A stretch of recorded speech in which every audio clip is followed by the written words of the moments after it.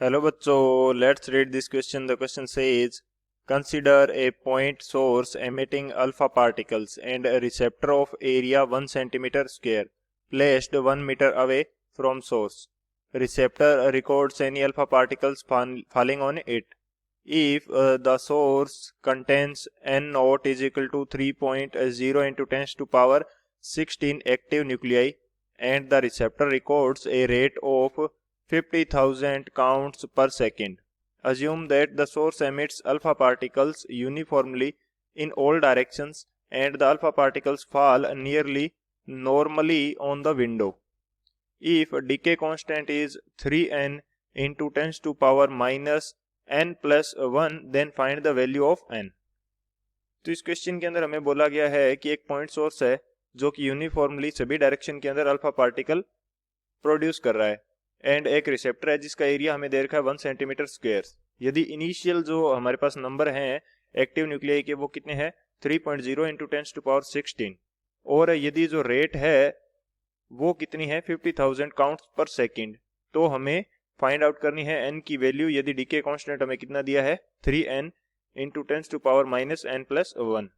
तो बात करते हैं की कंसेप्ट की यदि बात की जाए तो इस क्वेश्चन के लिए हमारे पास क्या की कंसेप्ट रहने वाला है वो देख लेते हैं.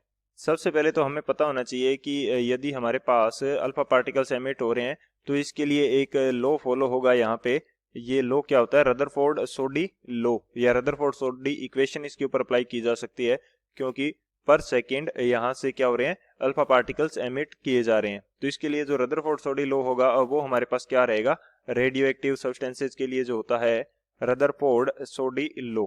यहाँ पे मैं बात करता हूँ रदरफोर्ड सोडी इक्वेशन की.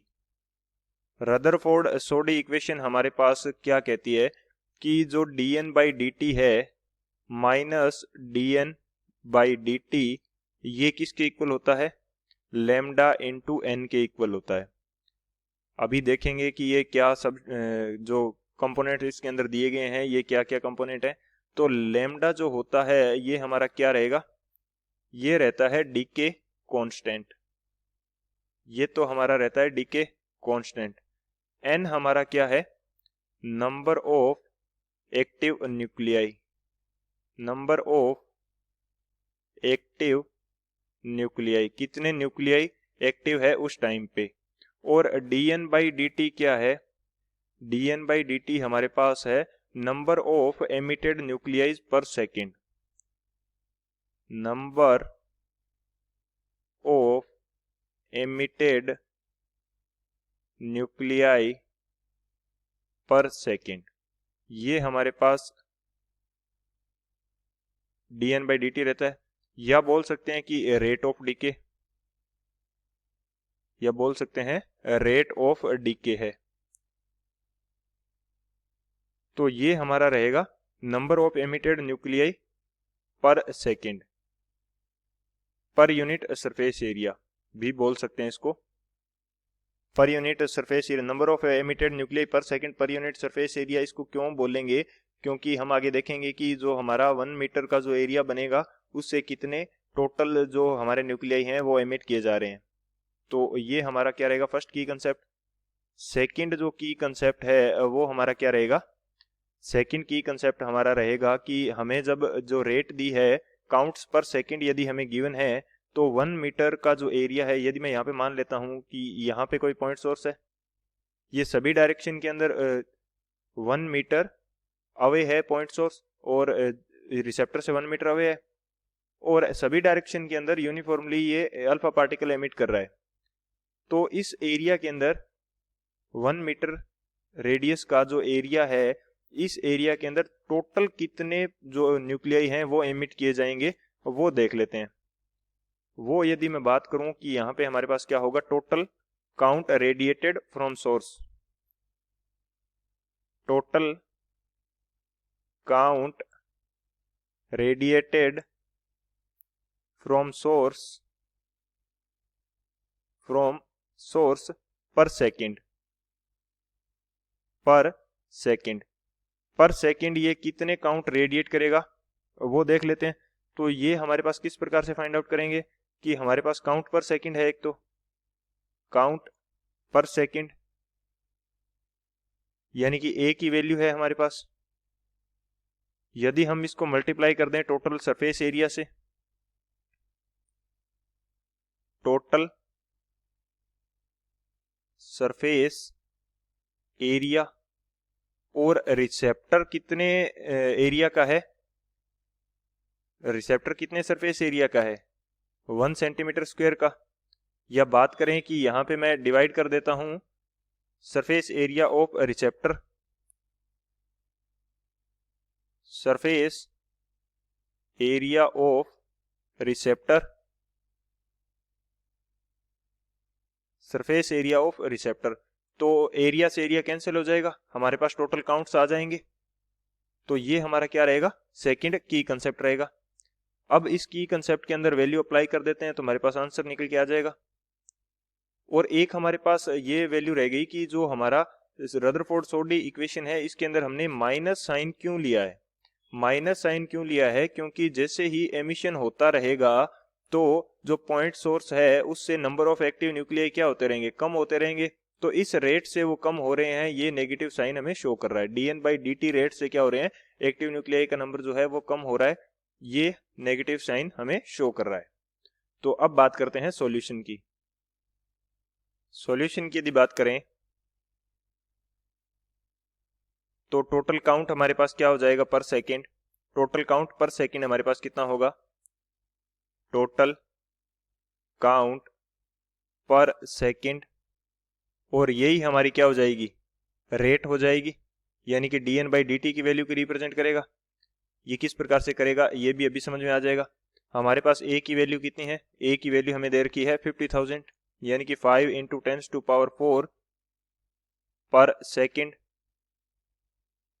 इनटू टोटल सरफेस एरिया कितना है 4πr², पाई हमारे पास कितना है 3.14, r हमारे पास क्या है 1 मीटर का रेडियस है, तो इसको सेंटीमीटर में चेंज करेंगे तो ये आ जाएगा सेंटीमीटर स्क्वायर, कितना आ जाएगा 1 × 10⁴ सेंटीमीटर स्क्वायर। और जो हमारे पास डिवाइड में क्या है, डिवाइड में है हमारे पास सरफेस एरिया ऑफ रिसेप्टर, यानी कि रिसेप्टर तक कितने पहुंच रहे हैं, रिसेप्टर तक कितने पहुंच रहे हैं, कितने सरफेस एरिया है रिसेप्टर का, उस रिसेप्टर तक यानी कि उस सरफेस एरिया पर कितने पहुंच रहे हैं, यानी कि 1 सेंटीमीटर स्क्वायर का जो एरिया है उस तक जो हमारे काउंट्स पहुंच रहे हैं पर सेकंड वो हम फाइंड आउट कर रहे हैं। तो इसका एरिया कितना है 1 सेंटीमीटर स्क्वायर, तो यहाँ से सेंटीमीटर स्क्वायर से सेंटीमीटर स्क्वायर कैंसिल हो जाएगा, और ये वैल्यू जो आएगी dN/dt को रिप्रेजेंट करेगी, क्योंकि ये काउंट्स पर सेकंड है, dN/dt इसको रिप्रेजेंट करेगी।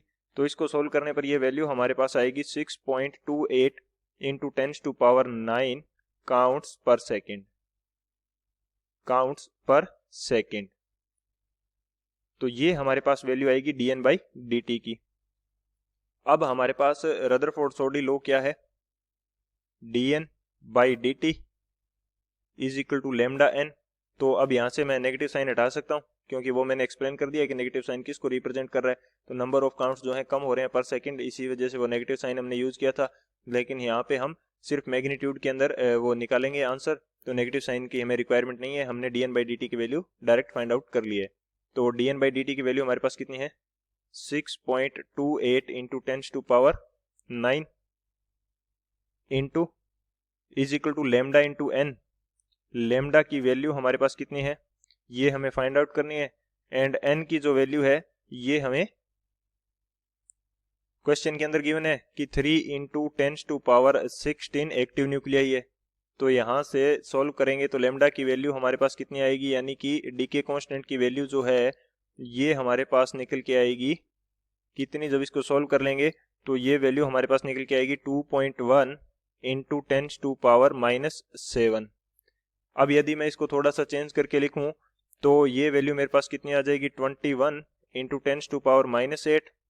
हमें क्वेश्चन के अंदर जो वैल्यू दी है लेमडा की वो कितनी दी गई है, ये हमें दी है 3 × n × 10⁻n+1। तो इस वैल्यू को मैं चेंज करके जो हमारी 21 × 10⁻8 है ये कितनी लिख सकता हूँ 3 × 7 लिख सकता हूँ 21 को, इंटू 10⁻8 को क्या लिख सकता हूँ 7 + 1। तो यहाँ से कंपैरिजन जब करेंगे तो n की वैल्यू हमारे पास कितनी आ जाएगी, n की वैल्यू हमारे पास आ जाएगी 7, n की वैल्यू हमारे पास क्या आएगी 7 आएगी, और ये n की वैल्यू हमें फाइंड आउट करनी थी, तो ये n इज इक्वल टू 7 हमारा फाइनल आंसर हो जाएगा। So n is equal to 7 is the final answer. I hope you understood it well. Best of luck. Thank you.